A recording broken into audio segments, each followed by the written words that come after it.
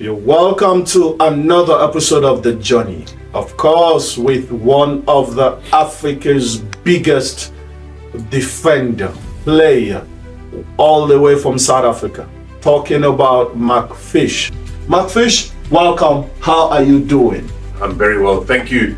Like you mentioned, flown all the way from South Africa to be on The Journey on your show. So I'm very excited and very grateful that you're giving me the opportunity to talk a little bit about my football career. Thank you so much also for giving us the opportunity, and thank you so much. This is actually one of the giving back we talk about, because as you're giving back to Africans on your journey, this show is one of the biggest inspirational show on the continent, where our legends inspire the young athletes on how they rise from nothing to something. Today, we're happy to have you. Tell us, Mark Fish, how did it all start? Sure, so just by you doing the introduction, I try and think back and try to remember how it all started. I always played football. I played football for a club in where I lived in Pretoria, called Arcadia Shepherds. It was a very big, when I say good, amateur club, and a lot of ex-players that went on to go play professional in South Africa came from that club. So from the age of 6 I was playing football. But obviously in South Africa we also have other sports. We have cricket, we have rugby, we have different sports. Definitely. But at school I didn't play. I never played rugby. I played a bit of cricket. I played tennis. I was a swimmer. I played various other sports, but without coming out in an obvious way, from playing football at the age of 6 and enjoying football from a very young age, where I actually grew up playing as a striker. And wow, you were once a striker. I was actually a striker. And I scored many goals, and I was quick, and I was very fast. I was very fast. I was able to do many things, and it was exciting. And just by you asking the question, I went into play football from a young age because I enjoyed it. It was fun playing football. I didn't play for any other reason. Looking back, I enjoyed playing football with my friends, whether it was in the park, whether it was competitive as playing for my club, or whether it was competitive playing at school. I just enjoyed playing football and bringing people together, creating friends, opportunities, and at least I have a lot of friends all together, running after one cycle object, laughing, smiling. You were playing it for fun during your days. No, 100%. And what as you said, we come together, friends. I pick that player because that player is good. You pick that player. I remember. And we're playing in the park, and we're playing. But it was because it brings people together. And I've always thought, that's what the biggest thing for me, football from a young age is. It always brings people together. At the age of 6. At the age of 6, leading on to the age of 18, when I eventually signed for Jomo Cosmos, which is my first professional team when I signed for as a striker.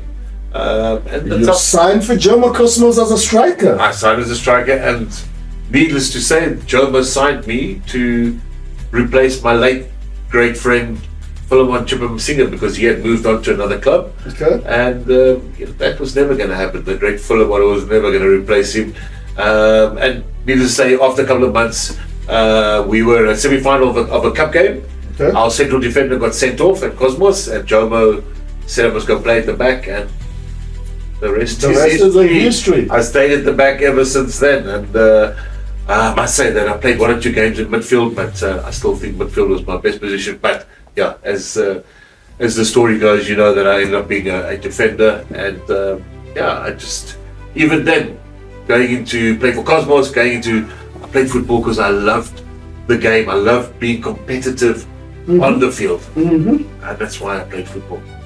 So you were actually a striker, and you signed your first professional contract with Jomo Cosmos as a striker, because then, may his soul rest in peace, we're talking about one of the biggest striker in the history of African football, in the history of Bafana, South African football, talking about Philip Chipo Masinga. May his soul rest in peace. Mark Fisher was actually introduced or signed because he was injured, or he has moved on, right? He has moved on from Jomo Cosmos. To another club, yeah. Then you were signed to come replace him as a striker, and then you were playing as a striker. Then one day, an unfortunate incident happens to one of the defenders. Then Jomo Sono was like, come play as a defender. And since that, but do you enjoy playing more as a striker or as a defender? So at the time, I had to adapt quickly. I played in that match. We ended up winning that match, so we got through to the final, which was then the bobsleigh final. We got through the final, and in the final, I was playing in defence against Albert Wale, who was a Zambian unbelievable striker. So I had to adapt quickly. The good thing about that is that I still, as a defender, I wanted to score goals. I've always got the ball. Because it's I still wanted you. to still be a attacker. Yeah. But even though I played as a striker from a young age, I knew what the coaches had taught me, the movement and what strikers needed to do to try and score goals. And I think growing up as a striker and then becoming defender that helped you. And helped me a lot. Because you know the movement already. You were a striker. Yeah. Now being a defender, you know how to mark them because you are also ones like them. Yeah. Growing up on your journey, how about family? Your family, did they support your choice of career? So, needless to say, I think generally when we talk about footballers, I didn't come from a privileged background. Certainly not. I grew up without my father, because my mother left my father when I was 8 months old. She left. I was born in Cape Town. Okay, you were born in Cape Town. Yeah, my mother left my father and moved up to Pretoria. Okay. So I grew up without my father, and my mother was the single only breadwinner. And you know, my mother was my biggest fan, and she probably still is my biggest fan. The person that, you know, we call it hitchhike. You know, if you don't have a car, you hitchhike to get to a match. To get to where you're going. Where you want to go to, where you need to go to. And my mother used to do that on a weekend when having to try and get to my football matches, because I was going with one or two with parents that were driving there, and she used to work, and after work she would try and get there. So my mother is my biggest fan, and I think that if I look back, you know, I also realized as a kid, my mother was also the person with the loudest voice next to the field, so she would shout, "Come on, Mark! Come on, let's do it!" She would shout, and sometimes you can do it. And as a kid, you get embarrassed because your mom's shouting the loudest there. So, I actually eventually had to apologize to my mother, because by the time I got to the age of 10, my mother would ask what time are our matches, and I would say it's 10 o'clock. But the match was at 8:30 because I could not handle my mother shouting. But eventually, obviously, I did apologize to her because it was wrong. I was very fortunate. My mother, my grandmother, who I grew up with, they all supported me. Supported that I was that I was playing football, and I think at times, sometimes your mother, your grandmother, your guardian, wherever it is. Your guardian. Sometimes they enjoy the what's the word? I don't want to say the fame, because I was still young, but everything that comes with it, they enjoy it sometimes more than you do as a person. So my mother used to answer the phone. She would say, "Hello, this is Mark Fisher's mom speaking." She wouldn't say, "Hello, this is Denise speaking." That's her name. So normally when you answer the phone, you answer it and you say, "This is so and so speaking." But my biggest fan, and still very grateful for everything that she did to make sure that I actually ended up playing football, because at the age of 12 at Arcadia Shepherds, I had to make a bold decision. I was either gonna, so at the age of 10, the coach that had been coaching me from 6 to under 10, he was moving to a club in Joburg, and he took all my teammates and my mother. She asked me what I would do. I said I don't want to move. So she didn't. She made the moves. So I didn't move. I stayed at that club, and from the age of 6 until 18 till I signed for Jomo Cosmos. It was a home away from home, and I think for many footballers growing up, that place of safety where you play and you grow up playing football, that becomes a home away from home. And the players that I grew up playing with, they were my brothers, and the coaches that coached me were like my father. That's the father that wasn't around. So I have a lot of respect for my club, Arcadia Shepherds. That's what they gave me as a young man. Wow, you quickly rose from the Markfish, from the Strait of Pretoria. You rose to fame without wasting much time after you signed for Jomo Cosmos. Was there any challenges you had then when you signed your first professional contract? First professional contracts, there is always an adaptation time. There's always away from home. Even you were then in Pretoria, but now Jomo Cosmos then was in Johannesburg. Was there some challenges you faced during that transition of signing your first contract?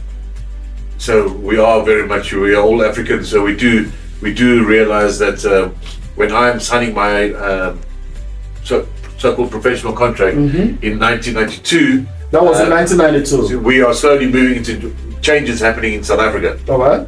We had our first democratic elections in 94. Okay. So many things were changing.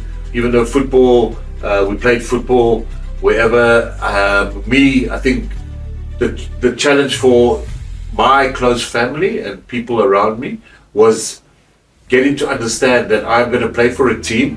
I'm going to go into the townships, into the community to be playing football matches, which we had done not on a regular basis, but I had done that playing for Arcadia Shepherds. We had played in Soweto and all different matches. Yeah, but to go play this now regularly as a career, as a job, I think one or two people were a little bit apprehensive, a little bit scared for me.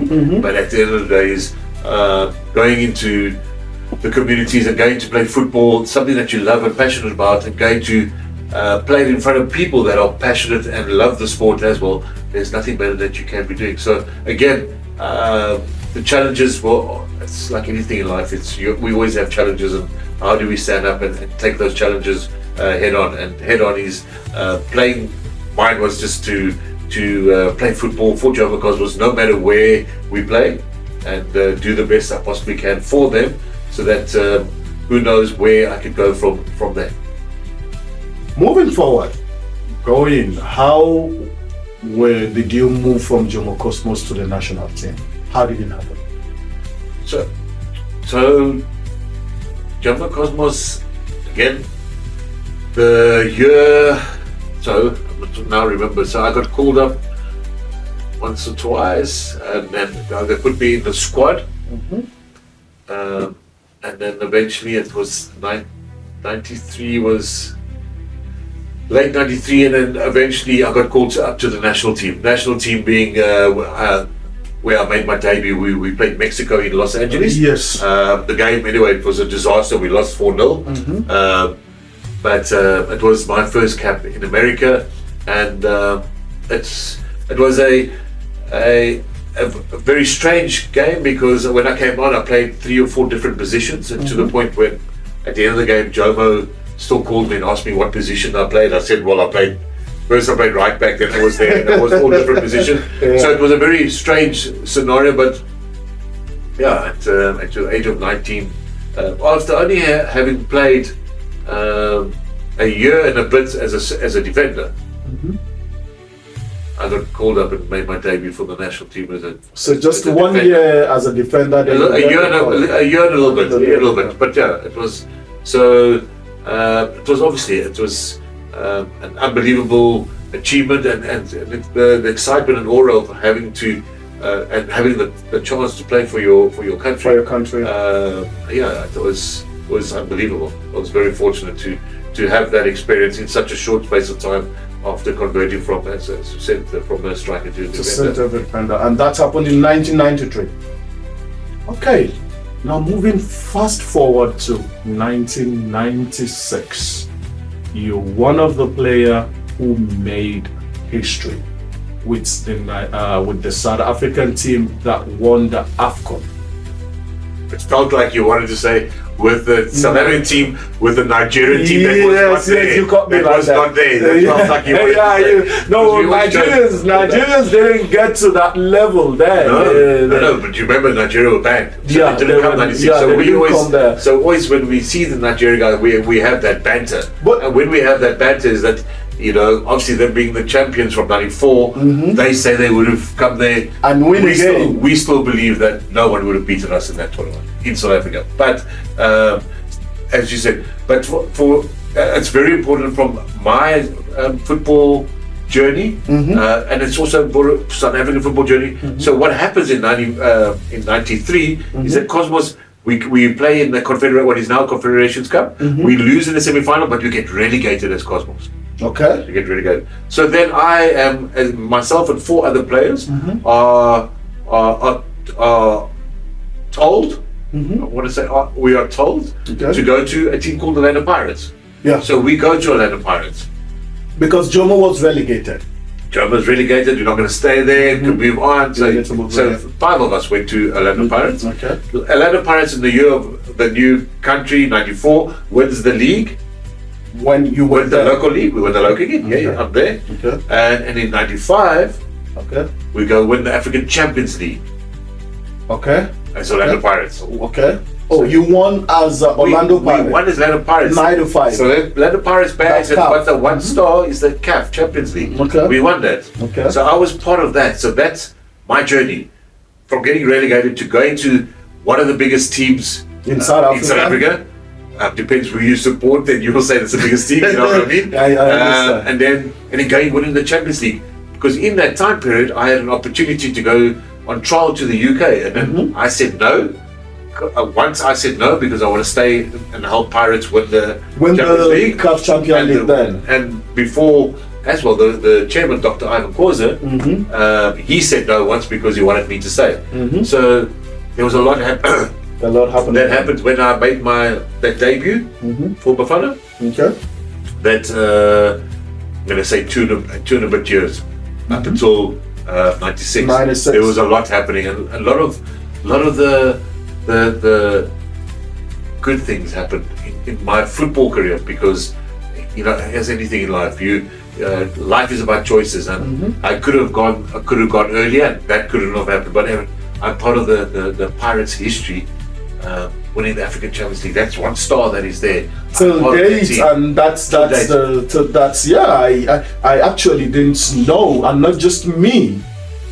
Millions of Africans actually, if not now that they hear from you, they might not even know that you're part of the 1995 team with the Pirate that won the CAF Champions League. So that means from 94 to 96, it was actually a good year for you. You left Jomo Cosmos, you joined Pirate, you won the CAF, then you joined with the Bafana, you were part of the team, you won the AFCON. So it means that 3-4 years was actually the best moment of your football career, if I get it right. So I'm gonna say I was remember we got readmitted into world football in '92 as South Africa. South Africa, yeah. That's when, remember, Nigeria, Zimbabwe was beating us 4-0. So we got known as the 4x4s, South Africa. So from being readmitted to world football in '92 to 4 years later, 2 AFCONs later, to be winning the AFCON is an unbelievable achievement, what we achieved. But we achieved it because, through the histories and whatever was happening in our country, we had unbelievable footballers that weren't able to represent our country. So that '96 was us representing players from the past that were unable to play for their national team in an AFCON. But the glory then during your time. 100%. So it says football is at the end of the day, we know as Africans and football fans, football is sometimes we say it's more than just a game. It is just a game. At the end of the day, it's a game. But the game, that 90 minutes, what it can do for a person or for people in the stadium or for a country, we all know it can be unbelievable. And what we achieved in '96 wasn't about winning the trophy. It's how after our country had won the World Cup rugby, we were now playing another sports, we won the AFCON, the way we brought people together, the way we were united, the people, the country, was more than lifting just being winners of the AFCON. It was, for me, it was one of the most defining moments of not only my football career, but obviously of my life as well. Completely. Where as a country, it's been torn apart through history, now coming together through sports. And not just coming together, putting the country also again on the world map by winning the Africa's biggest championship. So that's why I said, obviously, is one of the best moments of your playing career. Okay, before I let you go, African legend Mark Fish, on the journey, still talking about your journey. Of course, 1996 was a remarkable year for the Bafanas. And I always hear something. I remember when we invited late Phil Masinga to Nigeria. There was then a legend match we're trying to put together to celebrate African hero, talking about our father, late Nelson Mandela. So Phil Masinga came into Nigeria and we had some meetings with Daniel Omokachi Dibul, Kanu Wanko Papilo. We had that meeting here, and Masinga, what he said was, Nigerian always said South Africans became champion because we were not there. Now it is a time to settle the scores. Now I want to ask you, an African will want to hear this. Do you actually think if Nigerian national team participated in 1996, Bafana will still be a champion? Yes. You didn't even allow me to finish. You just got straight, man. I've heard this question so many times. We talk about it. Unbelievable. Your '94 team is unbelievable. Some of your players, Nigerians were the defending champions then. 100%. And some of the players have passed on, and unfortunately, we didn't have the opportunity to play against those players. 96, obviously not there. 98, we missed each other. And then 2000, we had the chance to play against your team then, which we lost to in the semi-finals of the AFCON. But 96, I just believe it was our moment. And I think footballers do know that, yes, no matter how great your team is, there are football gods, and I think that it was just our time for South Africa to have a moment. No matter how good your team is, there is a moment you do well. There's a moment that when it's not your moment, it's not your moment. Now, setbacks during your career. Before I touch a little bit of your international career that has to do with some clubs in Europe, Bolton, etc. Setback. What are your setback? So, injuries. So setbacks are things that are, what you could say, disappointments. Things that when you say maybe put you back and think, make you think twice or rethink situations. No, I had one or two things that happened to me when I signed when I left Polano Pride and signed for Lazio in Italy. But I was still young. When I say young, I was 22, but I was young. A young man entering the world when I'd left South Africa. Yeah, first time you're going to play outside your country. Different country, and I still wanted to just play football. So whatever happened to me, I made the decision just to stay and face it head on. And then I had a challenge going from I think probably one of my biggest challenges was when Charlton got promoted. Charlton got promoted, and I went for a medical in the off season. They wanted to sign me, and we had the medical, and they came back and said, "No, I failed the medical with my knee, but they will keep an eye on me." I think that moment there, that euphoria of excitement, knowing that you go to a club that's in the English Premier League, you're going to play, and then that setback. That was a little bit of a setback for me, but needless to say, I stayed at Bolton for I think another 7 matches. I'm not sure how long, and over the 7 games, I proved my fitness, and needless to say, I went on to sign for Charlton. So I've had disappointments and setbacks in my club career, in my international career, but generally it's just those setbacks are things that I was able to overcome, and that's the most important. 100%. Look forward to the next game or the next moment where I have an opportunity to rectify anything that might have gone wrong. That was fantastic. So the first transition, the first club you played outside South Africa was Italy, if I could remember. But then after then you moved to England. I think, was it Bolton before Charlton? It was Bolton. Yeah, then after Bolton, then you moved to Charlton. Yeah. Right? Okay. One thing that we always hear that I wanted to clarify here today is they always say South African players, they actually don't always like to play in Europe. They prefer staying in South Africa and play in South Africa because the league in South Africa, of course, we don't need to just without any thinking twice. South African league is one of the biggest league we have in the continent. Well structured, well organized, facilities wise, footballers, the players, the organization, everything 100%. Is that true that South African players also always they don't like to go play outside? They prefer staying back home. And I could remember in the likes of you, the likes of Lucas Kadebe playing for Leeds, and Benny McCarthy, many players, they all played in Europe.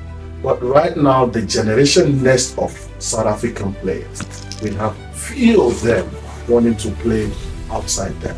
So in Africa, we always hear this. People always tell us this. And that is why the journey is here. The journey is when we're hoping or willing or wishing to hear from the horse's mouth. Yes. Is it true that South African players don't actually like playing outside their country because they're very comfortable? So I think you're asking a question and you're answering it by in the right way, because you mentioned Benny McCarthy, the Stephen Pienaars, that generation. I'm talking about the generation now. But that generation, it's very difficult to compare, because that generation, we needed to get out the country to get a better life for yourself. Like most Africans when they want to go to Europe. What then happened is that the South African league, a lot of money invested into the league. No, we're talking about 10, 12 years ago. So a lot of money's been invested in the league. So yes, players started getting paid better. Players started getting looked after better. And then obviously, why do you want to go sit in the cold when you can play football in the summer? It doesn't get cold in South Africa really. Yes, you can maybe Cape Town a little bit cold. So players maybe just found it more comfortable to stay at home. But then again, maybe the caliber of player, we had players going abroad, but then they were coming back. So still come and play. So maybe they mentally weren't strong enough to go and make that big step. But I think that we are seeing a change quite drastically over the last 2 years, where our national team is doing well, our young age groups are doing well. I feel we're going to have players that realize that yes, you can play in South Africa, and you're right, the league is a good league in South Africa. But if you want to better yourself, you have to go into Europe. You have to go be playing against the best players, and it's going to help us now with our national teams being in world focus again.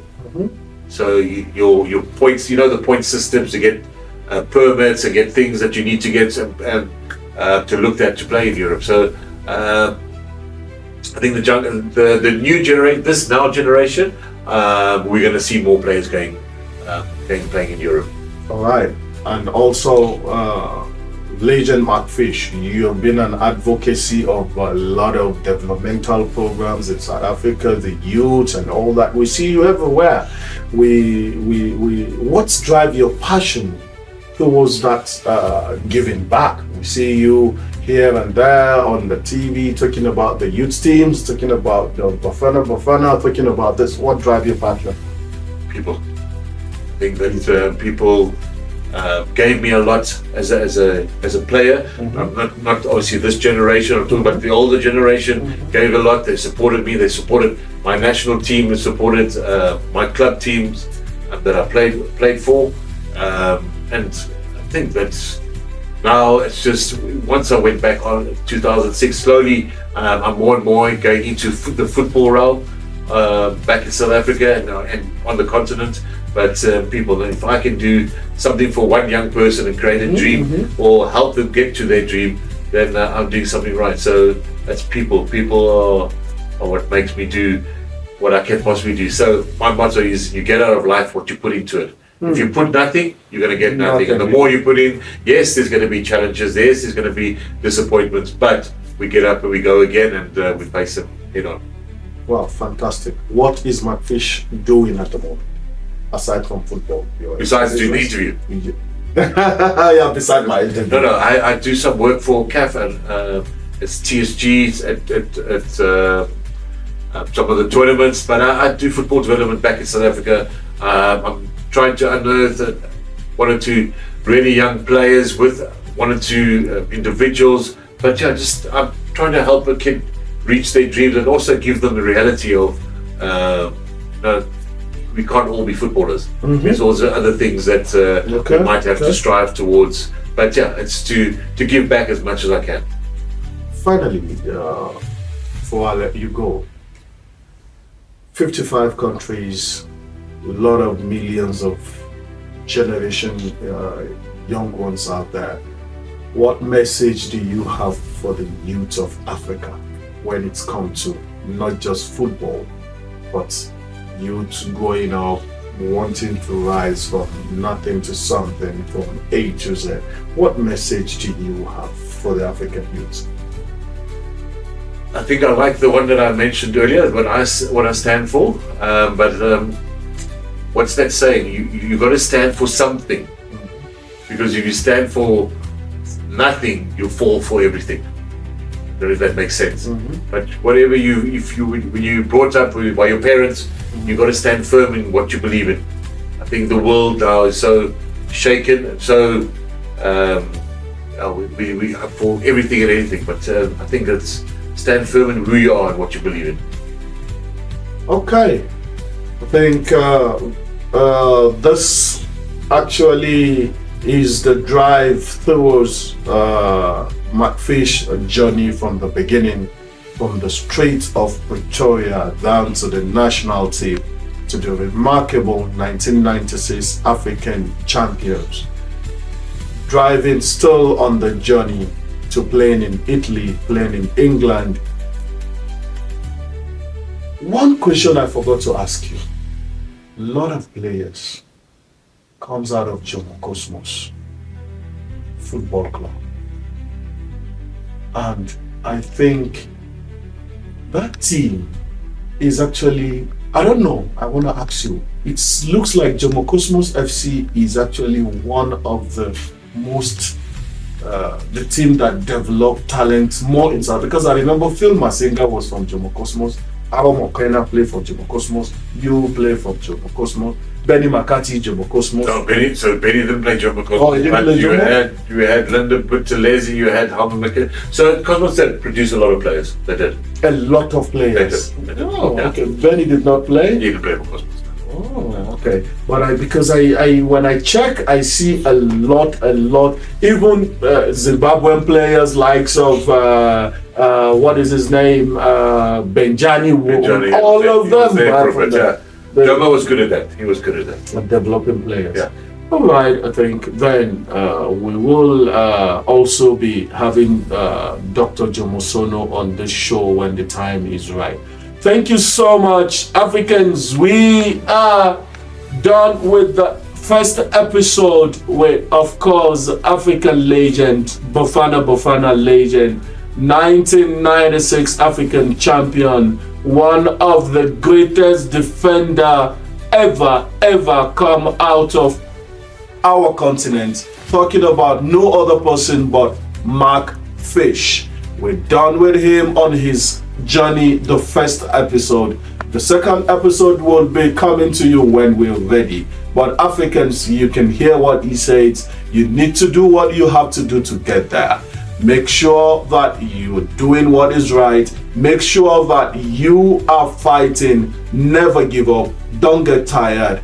Do not give up on your dreams. It is always not easy to get to the highest level. They all pass through a lot of challenges. They face them. They stood strong and make sure they get to the level they are today. There is nothing good that comes easy.